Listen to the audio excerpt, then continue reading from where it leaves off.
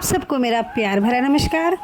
22 सितंबर से नवरात्रे प्रारंभ हो गए हैं, तो आइए जानते हैं कि नवरात्रे में ज्वारे क्यों बोए जाते हैं, क्या उसका महत्व है, क्या उसे बोना बहुत ज़रूरी होता है। चलिए जानते हैं ज्वारे का महत्व।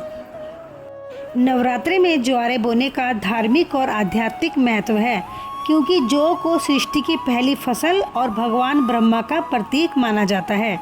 ज्वारे बोना घर में सुख, समृद्धि और खुशहाली का प्रतीक है और उनके उगने के रंग आने वाले वर्ष के लिए शुभ या अशुभ संकेत देते हैं।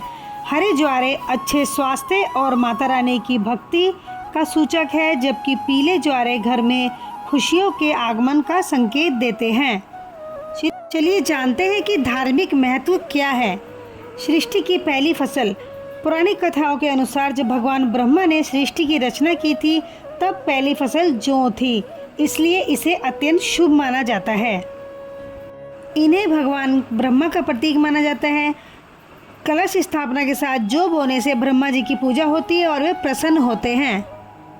ज्वारे को सुख समृद्धि का प्रतीक भी माना जाता है। उर्वरता, समृद्धि और नवजीवन का प्रतीक भी माना जाता है।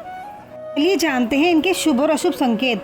हरे ज्वारे तेजी से उगते हैं तो ये घर में आने वाले वर्ष में सुख, समृद्धि और अच्छे स्वास्थ्य का संकेत देता है।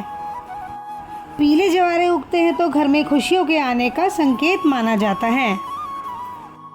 यदि ज्वारे में सफ़ेद और हरा रंग तेजी से बढ़ रहा है तो यह माँ दुर्गा की कृपा और स्वीकारोक्ति का शुभ संकेत है। चलिए जानते हैं कि अशुभ भी होता है। अगर ज्वारे ठीक से नहीं उगते या सूखे और टेढ़े मेढ़े उगते हैं तो यह आने वाले कठिन समय की ओर इशारा करता है। ऐसी स्थिति में माँ दुर्गा से कष्ट दूर करने की प्रार्थना की जाती है। चलिए जानते हैं ज्वारे का विसर्जन कैसे करना है। नवरात्रि के समापन पर ज्वारों को किसी पवित्र नदी या तालाब में प्रवाहित किया जाता है।